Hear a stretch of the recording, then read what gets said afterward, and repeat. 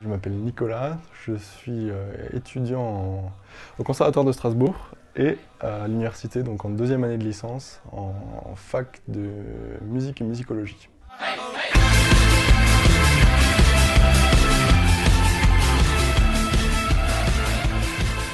L'Union européenne, en général. Ouais, en général. Alors l'Union européenne, je pense que déjà on vit au quotidien, on est vraiment au sein de l'Union européenne, surtout à Strasbourg, quoi, qui est, je pense, un carrefour important dans l'Union européenne. Et comme toute chose, je pense que ça a ses avantages, ses inconvénients, et puis ça a des limites aussi, quoi. Par exemple? Par exemple, comme ça je ne saurais pas dire, mais comme toute structure, voilà, il y a des bonnes choses, des choses moins, qui sont peut-être moins performantes, mais en général je pense que l'Union européenne est un bon organisme, une bonne union politique et économique. Voilà, Est-ce que tu te sens d'abord européen ou français d'abord? Plutôt français, c'est vrai que on est plutôt assimilé, on est né en France et c'est quand même d'abord le pays qui prime, je pense.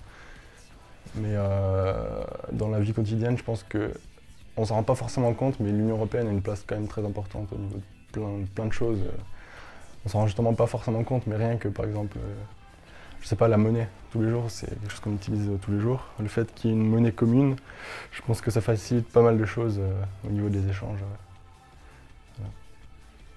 Donc tu as le sentiment de voir la perception de l'Union européenne tous les jours dans ton quotidien? Je pense que justement on la perçoit pas assez, on s'en rend pas forcément compte, mais elle est vraiment présente grâce à plein de structures et plein de choses que facilite l'Union européenne, quoi. Est-ce que tu penses que ta génération se sent européenne? Comme je disais, moi je me sens plutôt premièrement français et après européen, oui, dans le sens où j'ai pas mal d'échanges, dans le sens où j'aime bien voyager aussi, donc c'est aussi, je pense que ça facilite aussi les voyages et les échanges, l'Union européenne. Surtout dans la musique, quoi, dans la culture, c'est quelque chose d'important, les échanges.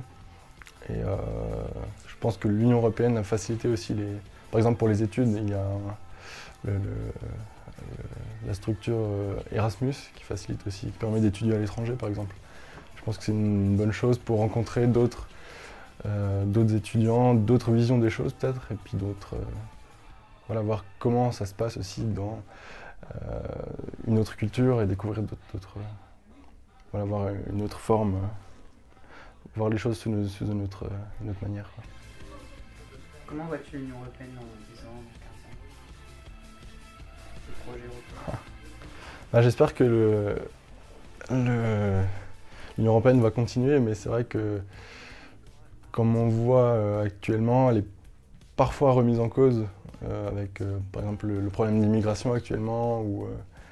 Voilà, c'est vrai qu'il y a des failles qui devraient être peut-être ressoudées et voilà, solidifiées, quoi, Mais bon, généralement, je pense que l'Union européenne a de l'avenir, quoi. Tu serais prêt à t'engager, toi, pour défendre la cause européenne? Oui, bien sûr. Après, tout dépend. Il y a plein de formes d'engagement, je pense, autour de l'Union européenne. Ça peut être, comme dit, culturel ou dans d'autres organismes. Très bien. Et donc toi, en tant que futur acteur de la culture, tu n'imagines pas ton métier sans l'Europe? Non, clairement non. Dans le sens où c'est juste indispensable de pouvoir échanger, se déplacer facilement. Ça c'est aussi une chose, je pense que l'Union européenne a permis déjà l'ouverture des frontières. Bon, ça fait un bout de temps maintenant, mais rien que l'histoire de se déplacer et de faciliter justement les déplacements. Voilà, il y a eu tout un réseau d'axes de communication qui sont développés et qui ont facilité les déplacements entre les grandes métropoles européennes, quoi. Les attaques terroristes contre l'Union européenne, ça te fait peur pour la liberté de circulation, par exemple, à l'avenir? Est-ce que tu as peur que l'Union européenne se referme? C'est vrai que c'est une question qu'on peut se poser, mais je pense qu'il ne faut pas craindre. Voilà, je pense que tout ce travail de sécurisation se fait en amont et voilà, par les services de renseignement par exemple, mais la fermeture des frontières n'empêcherait pas, je pense. C'est vrai qu'actuellement on peut se sentir en insécurité dans le sens où voilà, des attentats peuvent avoir lieu, j'ai envie de dire n'importe où, n'importe quand, quoi. Donc c'est vrai qu'on peut se sentir un peu oui, en insécurité, mais je pense qu'il ne faut pas avoir peur de ça, quoi.